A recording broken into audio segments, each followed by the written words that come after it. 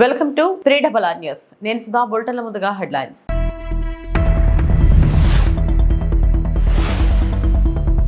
చేనేతకు చేయూతనిచ్చే బాధ్యత మా ప్రభుత్వానిదన్న సీఎం చంద్రబాబు. సవరించిన రాష్ట్ర కార్యాచరణ ప్రణాళిక ముసాయిదాను సమీక్షించిన డిప్యూటీ సీఎం పవన్ కళ్యాణ్.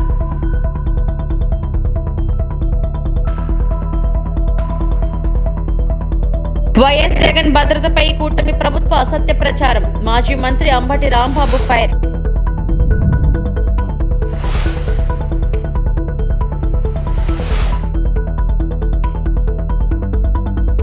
చేనేతకు చేయూతనిచ్చే బాధ్యత మా ప్రభుత్వానిది అని ఏపీ సీఎం చంద్రబాబు అన్నారు. 97,000 మంది నేతన్నలకి 50 ఏళ్లకే 4,000 పెన్షన్ ఇస్తున్నాం. స్కిల్ డిజైన్ నేర్పించి ఆదాయం పెంచే విధానం తీసుకొని వస్తాం. చేనేత కార్మికుల ఆరోగ్యం కోసం ఆరోగ్య బీమా కోసం 10 కోట్లు వెంటనే ఇస్తున్నాం. పొదుపు నిధిలో థ్రిఫ్ట్ ఫండ్ లో రాష్ట్ర ప్రభుత్వ వాటా 8% నుంచి 16% పెంచి నేతన్నల భవిష్యత్ అవసరాలకు దోహదపడతాం. 70 కోట్ల వరకు జీఎస్టీ రియంబర్స్ చేస్తాం. గ్రూప్ గా మగ్గం పెట్టుకోవడానికి స్థలం ఇస్తాం. ఇల్లు లేకపోతే చేనేత కార్మికులకు మగ్గాలు ఏర్పాటు చేసుకోవడానికి 4.30 లక్షలకు అదనంగా మరో 50,000 ఇచ్చి ఇల్లు కట్టిస్తాం. ఉత్పత్తులకు సరైన ధర రావడానికి అన్ని విధాలుగా సహకరిస్తాం. ప్రైవేట్ రంగాలు కూడా చేనేతను ప్రోత్సహించే విధంగా సహకరిస్తాం. 200 యూనిట్లు ఉచిత విద్యుత్ ఇస్తామన్నారు ముఖ్యమంత్రి చంద్రబాబు నాయుడు. డిజైన్ నేర్పిస్తాం. ఇంకో పక్క అవసరమైతే ఎక్కడికక్కడ లేటెస్ట్ టెక్నిక్స్ కూడా నేర్పిస్తాం. ఇవన్నీ నేర్పించి వాళ్ళ సమస్యలు పరిష్కారం చేసి వాళ్ళ ఆదాయాన్ని పెంచే మార్గాన్ని ఏం చేయగలుగుతామో అవి తీసుకురావడానికి ఒక సమగ్ర విధానం తీసుకొస్తామని చెప్పి కూడా నేను మీకు తెలియజేస్తున్నా. చేనేత కార్మికుల యొక్క ఆరోగ్యం కోసం ఆరోగ్య బీమా పథకానికి శ్రీకారం చుడతాం. దానికి 10 కోట్ల అవసరం అన్నారు. ఈ రోజు చెప్తున్నా ఇమ్మీడియట్ గా ప్రారంభిస్తామని మీ అందరికీ హామీ ఇస్తున్నాం. ఇది కాకుండా పొదుపు నిధిలో థ్రిఫ్ట్ ఫండ్ ఉంది, ప్రభుత్వ వాటా ఉంది, 8% ఉంది. దీన్ని 16% చేసి వారి భవిష్యత్ అవసరాలు తీర్చడానికి శ్రీకారం చుడతామని చెప్పి కూడా నేను మీకు తెలియజేస్తున్నా. ఇంకో పక్క నేతనులందరూ ఇంట్లోనే మగ్గం పెట్టుకుంటారు. ఓసారి ఇంట్లో అవకాశాలు లేవు. ఇంట్లో మగ్గం పెట్టుకునే పరిస్థితి ఉంటే ఇంట్లోనే పెట్టిస్తాం. అక్కడ అవకాశం లేకపోతే ఎక్కడికక్కడ ఒక ప్రత్యేకంగా 4-5 ఎకరాల భూమి తీసుకుని అక్కడ మగ్గాలు పెట్టి కలెక్టివ్ గా కంబైన్డ్ గా సామూహికంగా పనిచేసే విధానానికి శ్రీకారం చుడతామని చెప్పి కూడా నేను మీకు తెలియజేస్తున్నా. ఇది ఎక్కడ అవసరమో ఈ 64 క్లస్టర్లో అక్కడ చేస్తాం. ఒకవేళ ఈ 64 క్లస్టర్లో మీకు ఇండ్లు కూడా లేకపోతే అలాంటి వారికి కొత్తగా ప్రభుత్వం 4,30,000 రూపాయల ఆర్థిక సహాయం చేస్తా ఉంది. అందులో మీకు ఇల్లు కట్టించే కార్యక్రమాన్ని చూస్తాం. అవసరమైతే చేనేత కార్మికులకి ఇంకొక 50,000 రూపాయలు అదనంగా కావాలంటే ఇచ్చి ప్రత్యేకంగా మగ్గాలు ఏర్పాటు చేసే బాధ్యత ఈ ప్రభుత్వం తీసుకుంటామని చెప్పి కూడా నేను మీకు తెలియజేస్తున్నా. ఇది కాకుండా ఈ రోజు మీరు చూస్తే మీ ఉత్పత్తులకు మెరుగైన ధర రావాలంటే బ్యాక్వర్డ్ ఫార్వర్డ్ లింకేజ్ అంటే నూలు దగ్గర నుంచి కలర్స్ దగ్గర నుంచి మీరు అమ్ముకునే వరకు ఏమేం చేయాలో అవన్నీ చేయడం కోసం ముందుకు పోతామని చెప్పి కూడా నేను మీకు తెలియజేసుకుంటున్నాను. ద్వారా 200 యూనిట్ల కరెంటు మీకు ఇచ్చే బాధ్యత ఈ ప్రభుత్వం తీసుకుంటాం. ఉచితంగా 1 పైసా ఖర్చు లేకుండా. నేను దీనికి కూడా ఈ రోజే డిపార్ట్మెంట్కి ఒకటే చెప్తున్నా, దీన్ని ఇమ్మీడియట్ గా టేకప్ చేయాలి. ఎన్ని కుటుంబాలుంటే చేనేత కుటుంబాలు అన్ని కుటుంబాలకు ఇస్తాం. హ్యాండ్లూమ్కే కాకుండా పవర్ లూమ్స్ కూడా దీన్ని అన్వయిస్తాం. వాళ్ళకు కూడా ఎన్ని యూనిట్లు ఖర్చు అవుతుందో అన్ని యూనిట్లు ఉత్పత్తి చేసుకునే విధంగా ఉచితంగా సోలార్ ప్యానెల్స్ పెట్టి కరెంట్ ఇచ్చే బాధ్యత ఈ ప్రభుత్వం తీసుకుంటామని చెప్పి కూడా నేను మీకు తెలియజేసుకుంటున్నాను. విజయవాడలో చేనేత దినోత్సవాన్ని ముగించుకొని ఉండవల్లి వెళ్తూ ప్రకాశం బ్యారేజీపై కాన్వే ఆపి కిందకు దిగిన సీఎం చంద్రబాబు నాయుడు. బ్యారేజీ వద్ద కృష్ణమ్మ పర్వలను ఆసక్తిగా తిలకించిన సీఎం వరద ప్రవాహాన్ని చూసేందుకు బ్యారేజ్ వద్దకు వచ్చిన సందర్శకులను దగ్గరకు పిలిచి మాట్లాడిన చంద్రబాబు కృష్ణమ్మకు జలకళ ఎంతో సంతోషాన్ని ఇచ్చిందన్న ముఖ్యమంత్రి. నీటి ప్రవాహాన్ని చూస్తుంటే ఎంతో సంతృప్తిగా ఉందంటూ సంతోషాన్ని వ్యక్తం చేసిన సీఎం చంద్రబాబు రాష్ట్రంలో ప్రాజెక్టుల్లో నీటి ప్రవాహాలపై తాజా పరిస్థితిని అధికారులను అడిగి తెలుసుకున్న సీఎం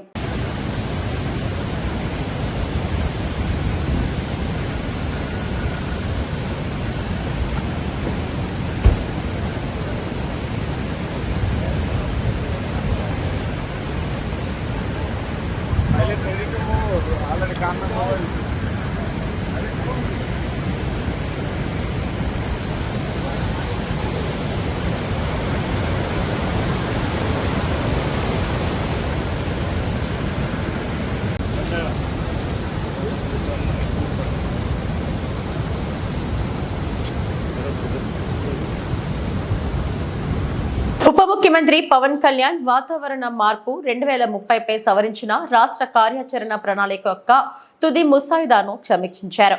ఏపీ వాతావరణ మార్పు సెల్ రూపొందించిన వాతావరణ మార్పులపై సవరించిన రాష్ట్ర కార్యాచరణ ప్రణాళిక 2030 యొక్క తుది ముసాయిదాను సమీక్షించడానికి ఉప ముఖ్యమంత్రి ఒక కీలక సమావేశాన్ని ఏర్పాటు చేశారు.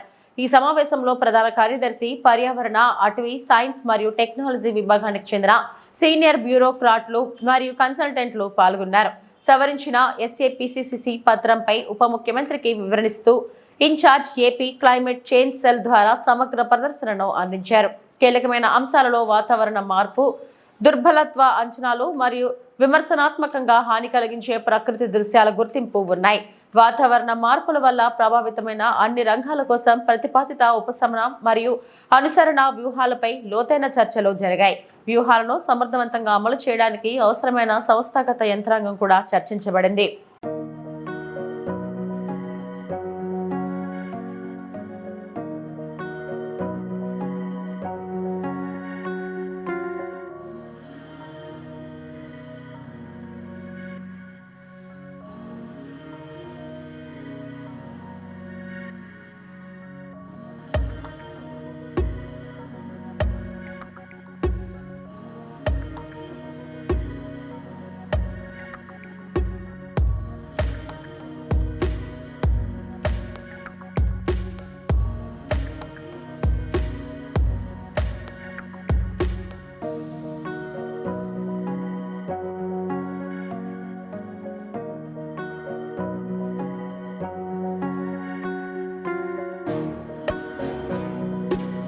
మంగళగిరి నాంచారమ్మ చెరువు ప్రాంగణంలో పద్మశాలియ బహుత్తమ సంఘం ఆధ్వర్యాన నూతనంగా నిర్మించిన కళ్యాణ మండపాన్ని ప్రారంభించిన నారా లోకేష్.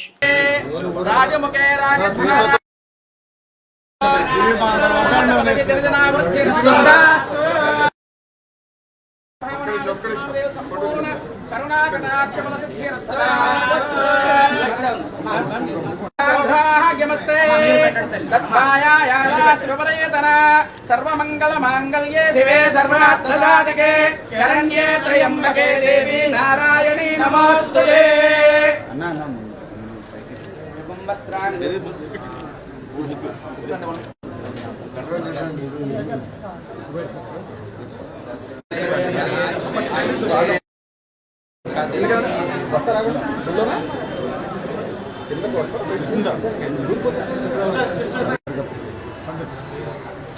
बृहस्पति चंद्रस्पति ओम शांति शांति।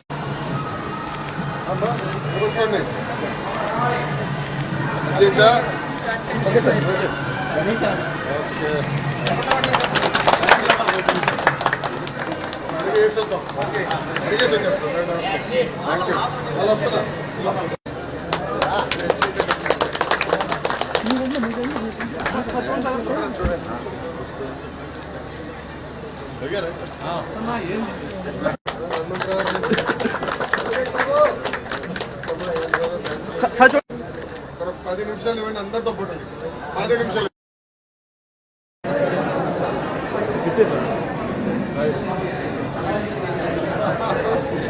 వైఎస్ఆర్ కాంగ్రెస్ పార్టీ అధినేత మాజీ ముఖ్యమంత్రి వైఎస్ జగన్ గారి వ్యక్తిగత భద్రతపై టీడీపీ కూటమి ప్రభుత్వం అనుసరిస్తున్న తీరు, ఆయనపై చేస్తున్న ప్రచారం గర్హనీయమని మాజీ మంత్రి అంబటి రాంబాబు మండిపడ్డారు. జగన్ గారికి ఏదైనా అనుకోనిది జరిగితే అందుకు కూటమి ప్రభుత్వానిదే పూర్తి బాధ్యత అని ఆయన తేల్చి చెప్పారు. మాజీ సీఎం వైఎస్ఆర్సీపీ అధ్యక్షుడు శ్రీ వైఎస్ జగన్ వ్యక్తిగత భద్రతపై టీడీపీ కూటమి ప్రభుత్వం నిర్లక్ష్య ధోరణితో వ్యవహరించడమే కాకుండా మంత్రులు నారా లోకేష్, అనిత, అచ్చెన్నాయుడు చాలా వ్యంగ్యంగా మాట్లాడుతున్నారని అంబటి రాంబాబు ఆక్షేపించారు. తాను సీఎం పదవికి రాజీనామా చేసే నాటికి ఉన్న భద్రతను కొనసాగించాలంటూ జగన్ గారు హైకోర్టును ఆశ్రయిస్తే దానిపైన మంత్రులు ఇష్టానుసారం మాట్లాడుతున్నారని ట్వీట్ చేస్తున్నారని గుర్తు చేశారు. జగన్ గారికి Z+ భద్రత కల్పించామని, అయితే గతంలో తనకు ఉన్న 986 మంది భద్రతా సిబ్బంది కావాలని ఆయన కోరుతున్నారని, సీఎం చంద్రబాబుతో పాటు హోంమంత్రి కూడా ఉద్దేశపూర్వకంగా అబద్ధాలు మాట్లాడుతున్నారని గుర్తు చేశారు.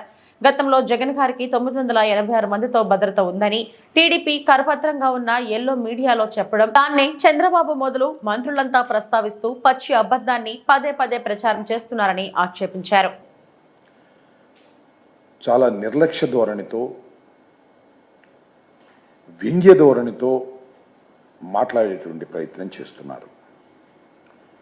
దీనికి సంబంధించి తన సెక్యూరిటీని తాను ముఖ్యమంత్రిగా దిగిపోయిన రోజున ఏ విధంగా ఉందో ఆ విధమైనటువంటి సెక్యూరిటీని కల్పించవలసిందిగా న్యాయస్థానాన్ని ఆశ్రయించడం కూడా జరిగింది. దాని మీద ఈరోజు కూడా వాద ప్రతివాదన జరిగాయి. ఇంకా పూర్తి నిర్ణయాలు జరగవలసి ఉన్నది.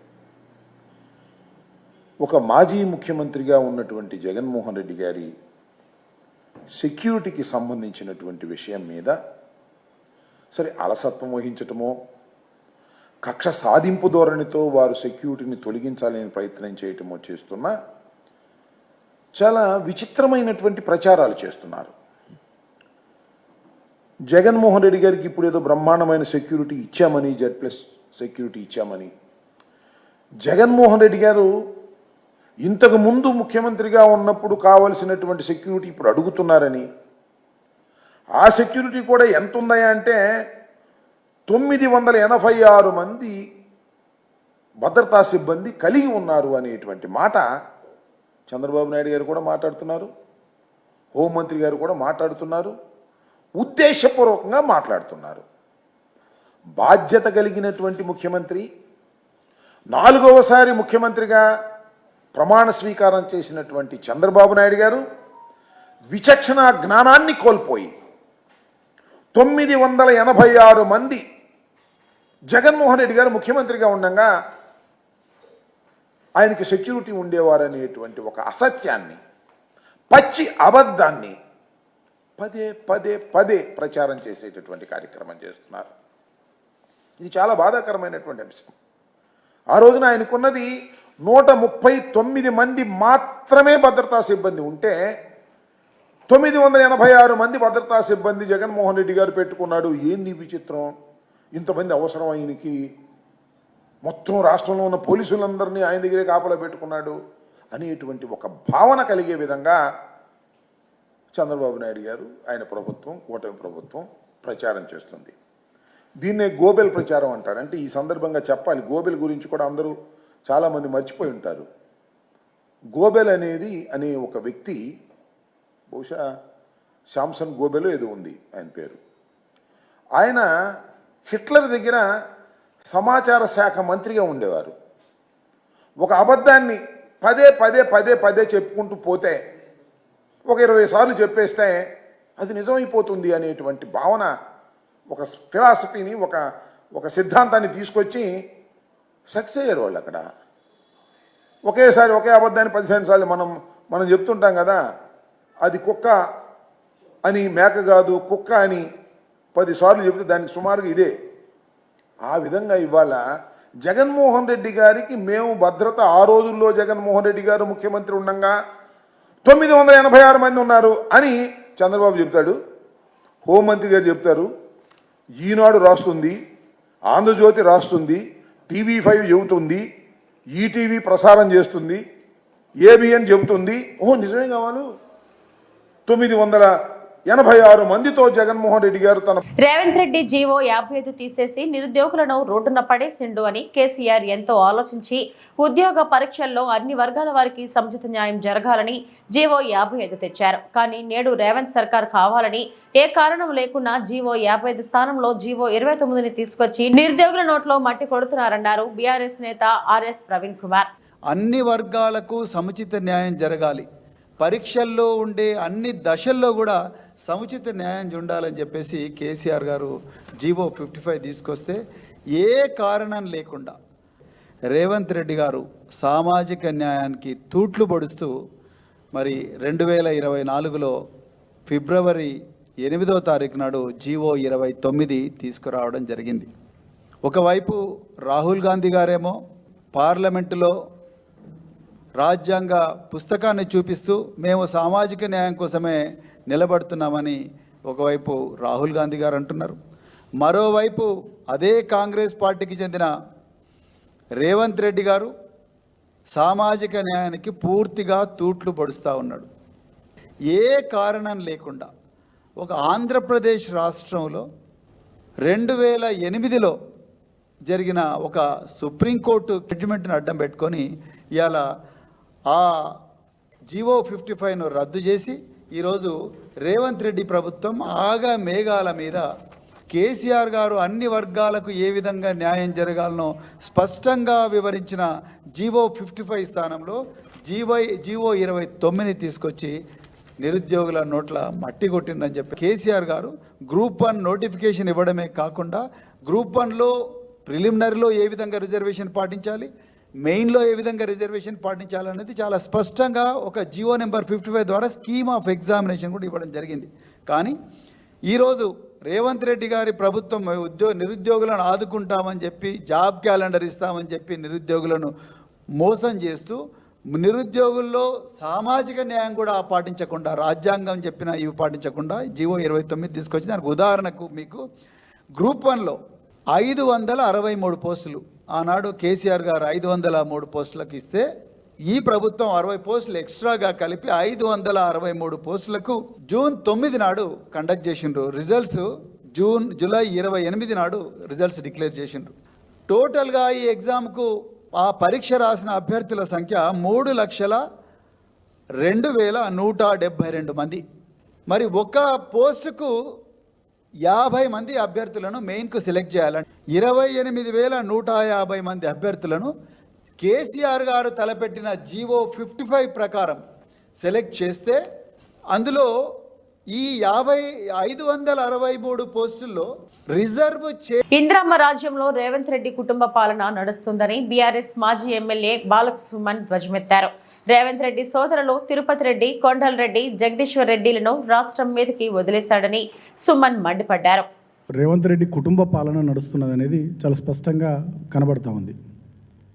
ముఖ్యంగా మీరు చూసినట్టయితే గతంలో మా ప్రభుత్వంపై అనేక రకాలుగా ఇష్టం వచ్చినట్టుగా కుటుంబము అని చెప్పి విమర్శలు చేసినటువంటి రేవంత్ రెడ్డి ఇవాళ మొత్తం ఆయన కుటుంబ సభ్యులను, ఆయన అన్నదమ్ములను అందరినీ కూడా తెలంగాణ రాష్ట్రం మీదకి వదిలేసిండిగా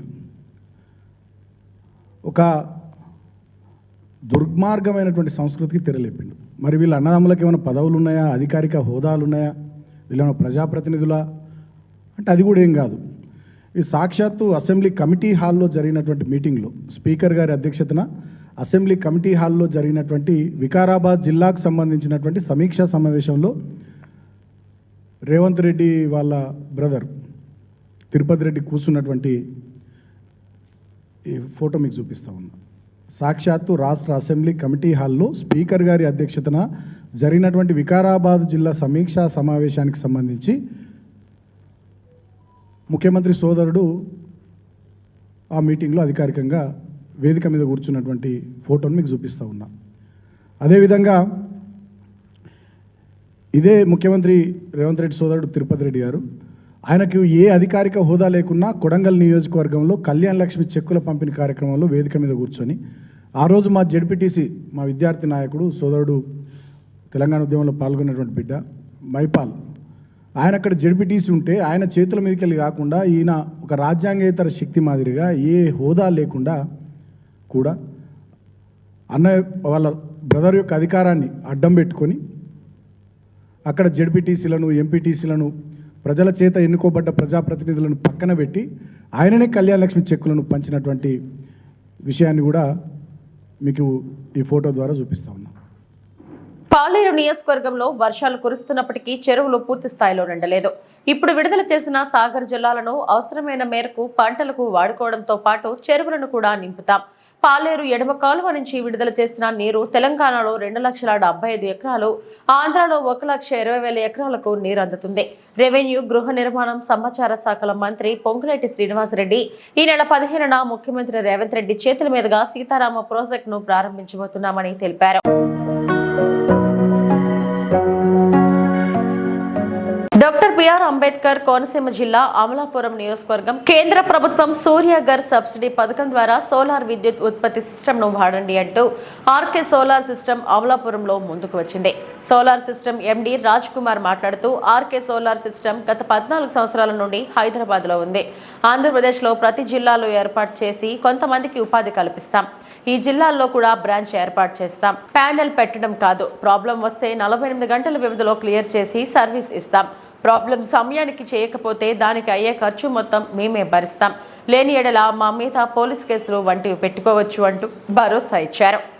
మార్కెటింగ్ మేనేజర్ రాజారెడ్డి మాట్లాడుతూ సోలార్ వాడితే సబ్సిడీ రాదు, అలాగే వర్షం పడితే సోలార్ పనిచేయదు అని రాకరాకల మాటలు నమ్మొద్దన్నారు. ముఖ్యంగా పేద ప్రజలకు ఉపయోగపడుతుందని తెలిపారు. కొన్ని అపోహలు అయితే ఉన్నాయండి. మరి మీడియా సోదరులు ఇవన్నీ కూడా మీరు ఎక్కువ పబ్లిక్తో అటాచ్మెంట్లో ఉంటారు కాబట్టి ఈ విషయాలు కూడా మీరు చక్కగా రాసి అందరినీ అవేర్నెస్ తీసుకొస్తే అటు పేద ప్రజలతో పాటు దీంతో ఇంకో విషయం ఏంటంటే మన గవర్నమెంట్ కూడా చాలా ప్లస్ అండి. ఈరోజు మనం పనులు చేస్తామంటే మన కనీస అవసరాలు ఏదైనా వాటర్ కానీ డ్రైనేజ్ కానీ వాటర్ అది కూడా మనకి గవర్నమెంట్ కావాల్సిన రెస్పాన్సిబిలిటీ ఉంది. ఈరోజు భారం అయినప్పటికీ కూడా స్టేట్ చాలా రెవెన్యూ లాస్ ఉన్నప్పటికీ కూడా వాళ్ళు కరెంట్ని పర్చేజ్ చేసి ఇవ్వడం 12 రూపాయలు యూనిట్ అనుకోండి, కేవలం 7 రూపాయలకి మనం ఇవ్వడం జరిగింది. ఇది చాలా ఇంపార్టెంట్ పాయింట్. ఒక యూనిట్ దగ్గర మన స్టేట్ గవర్నమెంట్ అంత బడ్డన్ అయినా తప్పదు, అది ఇవ్వాలి.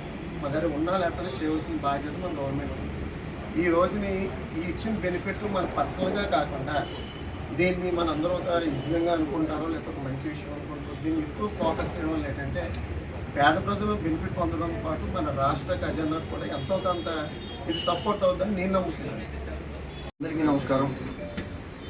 RK solar systems Hyderabad head office, branch office Kakinada. R K solar systems 14 సంవత్సరాలుగా హైదరాబాద్లో ఉంది. ఇప్పుడు రీసెంట్గా ఆంధ్రప్రదేశ్లో అన్ని జిల్లాలకి సోలార్ డిస్ట్రిబ్యూషన్ జరుగుతుంది. ఈ మధ్య దాదాపు 4-5 బ్రాంచెస్ పెట్టాం. ఇది కూడా ఇంకో బ్రాంచ్, ఇంకా పెట్టే చాలా ఉన్నాయి.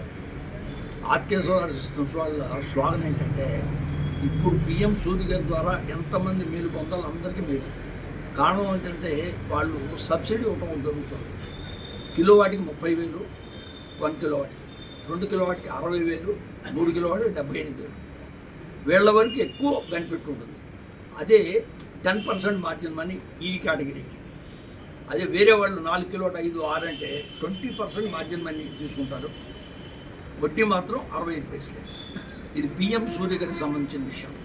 పోతే ఆర్కే సోలార్ సిస్టమ్ వాళ్ళు చేయగలిగింది ఏంటంటే అందరిలాగా ప్యానల్ పెట్టేస్తారు. సర్వీస్ అనేది ఎవరు చేయడానికి అందరూ అనుకునేది, కానీ మేము మాత్రం సర్వీస్ ఇస్తాం. సర్వీస్ గ్యారంటీ ఏంటి? ఈ రోజున మన స్లోగన్ ఏంటంటే 20 లేదండి, 48 అవర్స్లో మీ సిస్టమ్ క్లియర్ చేసి చేయాలి, బాధ్యత మాది. దానికి కావాల్సిన మెటీరియల్ మన డీలర్ దగ్గర ఉంటుంది. ఇది అయిపోయిన తర్వాత 48 అవర్స్లో మేము చేయలేకపోతే 10 రోజులు పట్టిందనుకోండి, దానికి ఎన్ని యూనిట్గా వేస్ట్ అయిపోయిందో దానికి మేము డబ్బులు కడతాం యాజ్ పర్ గవర్నమెంట్. అలాగనే కట్టకపోతే మీరు మా మీద కేసు పుట్టప్ చేయొచ్చు కన్జ్యూమర్ కోర్టులో. అది కూడా మేమే చెప్తాం. ఇది మాట వరుస కాకుండా 50 రూపీస్ స్టాంప్ రాసిస్తాం. ఇది మా స్లోగన్. అందరూ పెట్టుకోవడానికి ఏంటంటే ఎక్కువ సబ్సిడీ ఇస్తున్నారు గవర్నమెంట్, మంచి బెనిఫిట్ ఉంది, ప్రతి ఒక్కరు పెట్టుకోవడానికి అవకాశం ఉంది. మీరేమన్నా ప్రశ్నలు అడిగితే నీకు అవసరం. ఈ బ్రాంచ్ ఎక్కడెక్కడ ఉంది సార్? ఇప్పుడు ప్రస్తుతం అయితే కాకినాడలో ఉందండి. నెక్స్ట్ వచ్చేసి తణుకు, యానాము, ఇక్కడ ఇట్లా అన్ని ప్రశ్నలు అవుతూ ఉంటాం. విజయవాడ ఒకటి, అన్ని చోట్ల ఇవన్నీ ప్రొడక్ట్ చేయడానికి 1 or 2 months పడుతున్నాయి. అన్ని చోట్ల ఒక 25 బ్రాంచెస్ కావాలి. ఇక్కడ తెలంగాణలో అరసవల్లిని అన్ని విధాలా అభివృద్ధి చేసి ఆదర్శవంతంగా తీర్చిదిద్దుతానని శ్రీకాకుళం ఎమ్మెల్యే గొండు శంకర్ అన్నారు. నగరంలోని రూరల్ మండల పరిధిలోని కాచిపేట, అరసవల్లి ప్రాంతంలోని కొయ్యాన కన్నయ్య కాలనీ, ఆదిత్యనగర్, బొమ్మాడి వీధి 25వ డివిజన్ పరిధిలో మంగళవారం ఆయన కమిషనర్తో కలిసి పర్యటించారు. ఈ సందర్భంగా స్థానిక ప్రజలు ఎమ్మెల్యే శంకర్ ను ఆహ్వానించి మంగళహారతులతో ఘన స్వాగతం పలికారు. ఈ సందర్భంగా ఎమ్మెల్యే శంకర్ మాట్లాడుతూ ప్రసిద్ధ పుణ్యక్షేత్రమైన శ్రీ సూర్యనారాయణ స్వామి దేవాలయం ఉన్న అరసవల్లి గ్రామంలో కనీస మౌలిక సదుపాయాలు కల్పించలేని స్థితిలో గత ప్రభుత్వం నిర్లక్ష్యం చేసిందని శంకర్ పేర్కొన్నారు. అరసవల్లి పరిధిలో అనేక సమస్యలు గుర్తించామని చెప్పారు. కనీసం మౌలిక సదుపాయాల కల్పనలో కూడా గత వైసీపీ ప్రభుత్వం విఫలమైందని అన్నారు. ప్రజలకు సరైన రోడ్లు, కాలువలు లేక అనేక ఇబ్బందులు పడుతున్నారని తన దృష్టికి తెచ్చారని వివరించారు. ప్రజల ఆకాంక్షలు, ఆశయాలకు అనుగుణంగా అభివృద్ధి కార్యక్రమాలు చేపడతారని ఎమ్మెల్యే గొండు శేఖర్ అన్నారు. గత వైసీపీ ప్రభుత్వం అరసవల్లిలోని సమస్యలను ఏనాడు కన్నెత్తి కూడా చూడలేదని పేర్కొన్నారు. తన విజయం కోసం సహకరించిన అరసవల్లి ప్రజలకు ఎప్పటికీ రుణపడి ఉంటానని తెలిపారు. ఈ కార్యక్రమంలో ఆయనతో పాటు కమిషనర్ చల్లా బొబులేషు, టీడీపీ, జనసేన, బీజేపీ నాయకులు, కార్యకర్తలు, అరసవల్లి ప్రజలు పెద్ద ఎత్తున పాల్గొన్నారు. అరసవల్లి ప్రజలు అభ్యర్థన మేరకు నిన్న ఈరోజు అరసవల్లి ప్రాంతంలో మొత్తం కమిషనర్ గారు అలాగే ఇతర అరసవల్లి పెద్దలు అందరూ కూడా కలిసి మనం ఇది మొత్తం వెరిఫికేషన్ చేయడం జరిగింది. దాంట్లో భాగంగా ఈరోజు ఇక్కడ ఏదైతే ఇప్పుడు చూసామో ప్రతిసారి ఇక్కడ అరసవల్లి ఈ టెంపుల్ సూర్యనారాయణ స్వామివారి టెంపుల్ దేవస్థానం రద్దీ వల్ల చాలామంది ఇక్కడ అందరికీ ట్రాఫిక్ ఇబ్బందులు జరుగుతున్నాయి. కనుక ఈ రోడ్డుని కనుక మనం అభివృద్ధి పరిచి లింక్ రోడ్డు మధ్యలో కెనాల్ వేసి ముందుకు వెళ్ళగలిగితే ఇది బైపాస్ కింద వాడుకొని ట్రాఫిక్ని ఎంతో వరకు డైవర్ట్ చేయొచ్చు పీక్ సీజన్స్లో అనేది ఇక్కడ ప్రజల యొక్క అభ్యర్థన. దానికి ఇప్పుడు కమిషనర్ గారు ఇప్పుడే చూడడం జరిగింది. కమిషనర్ గారు కూడా చూడడం జరిగింది, ఇంజనీర్స్ చూశారు. అలాగే దీంతో పాటు గతంలో కూడా ఇక్కడ పెద్దలు మన తెలుగు నాగరత్నం గారు, అలాగే తైకండు శ్రీను గారు, రాజు, మన రమణ, ఇతర పెద్దలందరూ కూడా గతంలో కూడా వచ్చి ఆ శ్మశానం డెవలప్మెంట్ కోసం కూడా చూశారు. అయినప్పుడు కూడా మళ్ళీ ఇప్పుడు చూసి ఆ శ్మశానంలో బోరు, అలాగే వాష్రూమ్స్, లైటింగ్, కాంపౌండ్ వాళ్ళు రేపు పొద్దున్న ఎంక్రోచ్మెంట్ అవ్వకుండా ఉండడానికి దానికి కూడా ప్రతిపాదనలు సిద్ధం చేయమని కమిషనర్ కూడా ఇప్పుడు ఆదేశించడం జరిగింది. కనుక ఇవన్నీ పనులు వీలైనంత తొందరగా చేయడానికి మున్సిపల్ కార్పొరేషన్ తరఫున సిద్ధంగా ఉన్నామని తెలియజేస్తూ అందరికీ నమస్కారం. గుంటూరులో గాంజా పట్టివేత మీడియా ముఖంగా వెల్లడించిన గుంటూరు జిల్లా ఎస్పీ ఎస్ సతీష్ కుమార్ 20.5 కేజీల గాంజా పట్టుకున్నట్లు తెలిపిన ఎస్పీ. ఈ కేసులో 8 మంది నిందితులను ఉన్నట్లుగా గుర్తింపు. 4గురిని అరెస్టు చేసినట్లుగా ఎస్పీ వెల్లడి.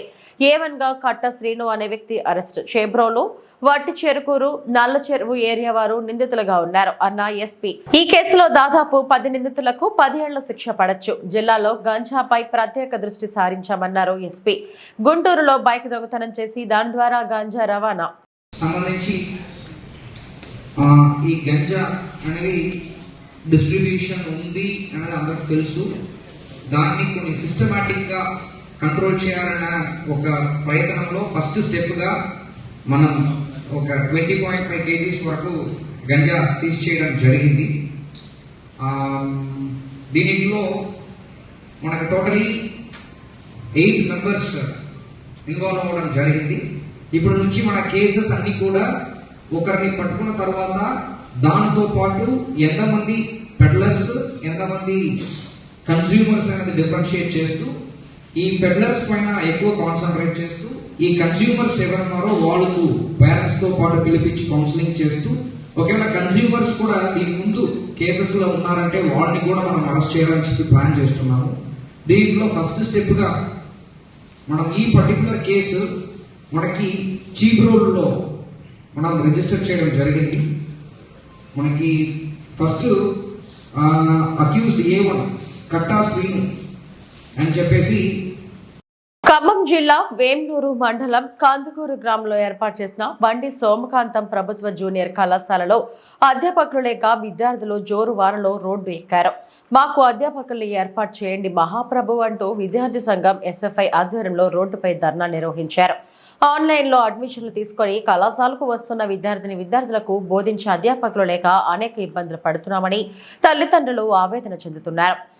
విద్యార్థులు కళాశాలలకు వచ్చి వెనుతిరిగిపోయే విధంగా ఉందని, అధ్యాపకులు లేక 2024 సంవత్సరంలో కళాశాలకు రాలేని దుస్థితి ఏర్పడిందని విద్యార్థుల ఆవేదన వ్యక్తం చేశారు.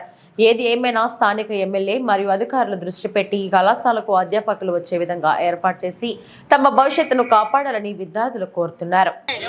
మా కాలేజీ పర్మనెంట్ లెక్చరర్లు వెంటనే, మా కాలేజీ పర్మనెంట్ లెక్చరర్లు వెంటనే, మా కాలేజీ అధ్యాపకులు వెంటనే వర్తిల్లాలి బండి సోమకాంతం ప్రభుత్వ కళాశాల విద్యార్థుల సంఘం, బండి సోమకాంతం ప్రభుత్వ కళాశాల విద్యార్థుల సంఘం, బండి సోమకాంతం ప్రభుత్వ జూనియర్ కళాశాల విద్యార్థుల సంఘం.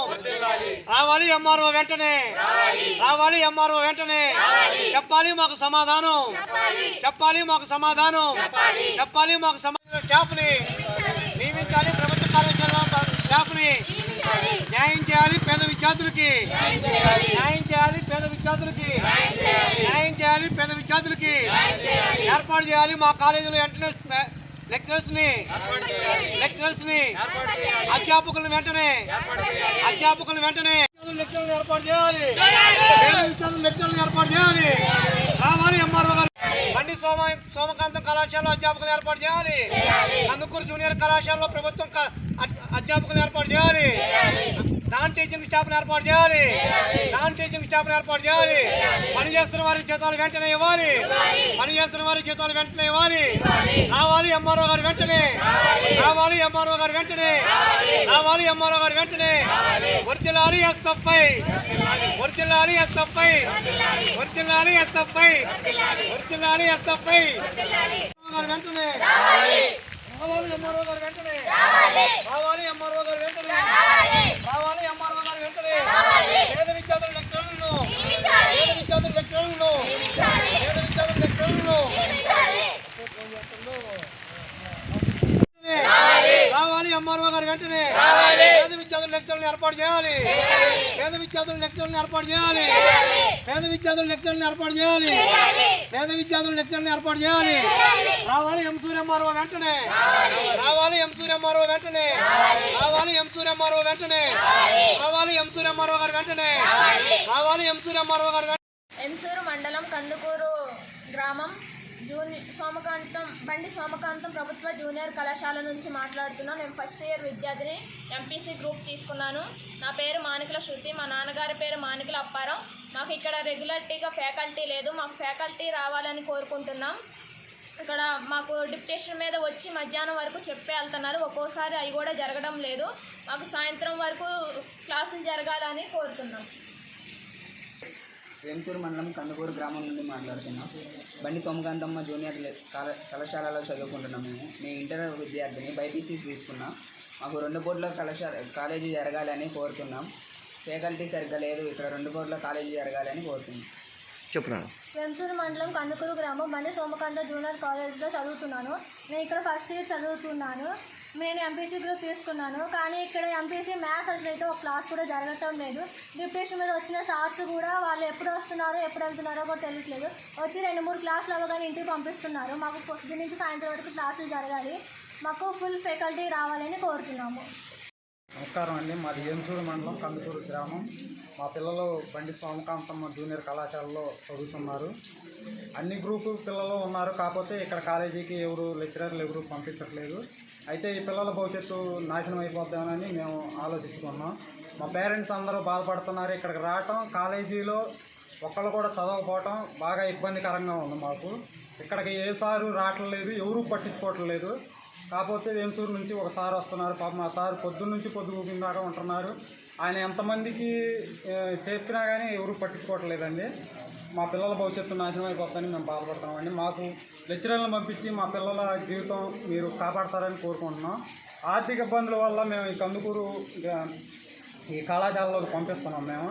అయితే మా పిల్లల భవిష్యత్తు మీరు కాపాడతారని మీ అందరినీ పేరు పేరున కోరుకుంటున్నాం. సార్ ఎమ్మెల్యే గారైనా ఎవరైనా సరే మా పిల్లల భవిష్యత్తు మీరు కాపాడాలని మేము కోరుకుంటున్నాం అండి.